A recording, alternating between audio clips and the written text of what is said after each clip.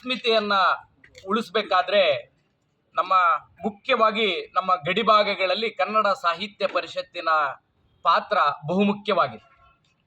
ಹಾಗಾಗಿ ಈ ದಿನ ನಾವು ರಾಯಚೂರಿನ ವಿವಿಧ ಕನ್ನಡ ಪರ ಸಂಘಟನೆಗಳ ಪದಾಧಿಕಾರಿಗಳು ಇವತ್ತು ಕನ್ನಡ ಸಾಹಿತ್ಯ ಪರಿಷತ್ ವಿರುದ್ಧ ಪ್ರತಿಭಟನೆ ಮಾಡಬಾರದಂತ ಒಂದು ಕಡೆ ಇತ್ತು. ಆದರೆ ನಮ್ಮ ಜಿಲ್ಲಾ ಕನ್ನಡ ಸಾಹಿತ್ಯ ಪರಿಷತ್ತಿನ ಅಧ್ಯಕ್ಷರ ಒಂದು ಗೊಂದಲ ಸೃಷ್ಟಿ ಹಾಗೂ ನಿಶ್ಶಕ್ತರಾಗಿದ್ದಾರೆ ಜಿಲ್ಲಾಧ್ಯಕ್ಷರು. ಯಾವುದೇ ಕನ್ನಡದ ಕಾರ್ಯಗಳು ಈ ನಮ್ಮ ಗಡಿಭಾಗದಲ್ಲಿ ಆಗ್ತಾ ಇಲ್ಲ.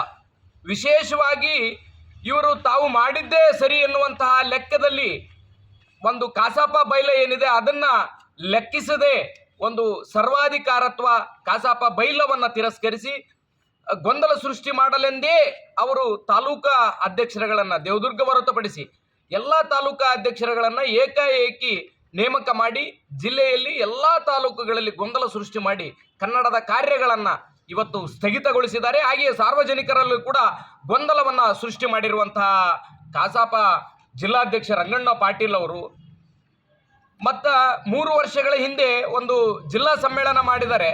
ಆ ಜಿಲ್ಲಾ ಸಮ್ಮೇಳನ ಲಿಂಗಸೂಗೂರಿನಲ್ಲಿ ಆಗಿರೋಂಥದ್ದು ಇವತ್ತಿನವರೆಗೂ ಕೂಡ ಲೆಕ್ಕ ಇಲ್ಲ.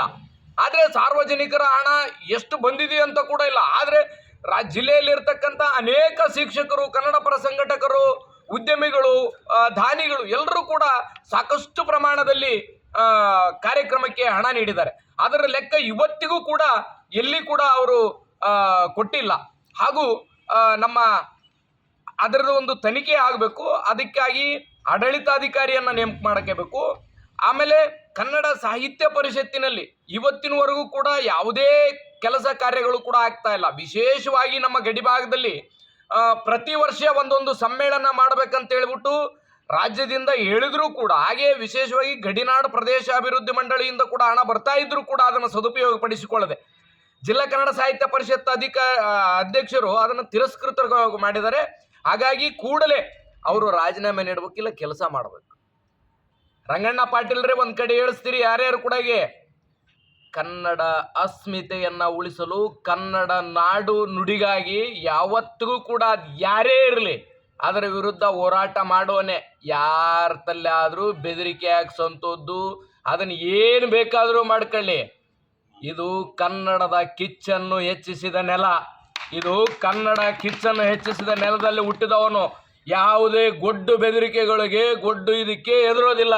ರಂಗಣ್ಣ ಪಾಟೀಲ್ರೇ ನೆನಪಿರಲಿ, ಕೆಲಸ ಮಾಡಿ ಇಲ್ಲ ರಾಜೀನಾಮೆ ನೀಡಿ. ಕೂಡಲೇ ನಾವಿವತ್ತು ಇಲ್ಲಿ ಪ್ರತಿಭಟನೆ ಆದ ನಂತರ ಕನ್ನಡ ಮತ್ತು ಸಂಸ್ಕೃತಿ ಇಲಾಖೆ ಅಧಿಕಾರಿಗಳು ಹಾಗೂ ಜಿಲ್ಲಾಧಿಕಾರಿಗಳು ಮತ್ತು ಬೆಂಗಳೂರಿನ ಕನ್ನಡ ಸಾಹಿತ್ಯ ಪರಿಷತ್ತಿನ ಆಡಳಿತಾಧಿಕಾರಿಗಳಿಗೆ ಇವರ ವಿರುದ್ಧ ದೂರು ನೀಡ್ತಾ ಇದ್ದೀವಿ. ಕೂಡಲೇ ಆಡಳಿತಾಧಿಕಾರಿ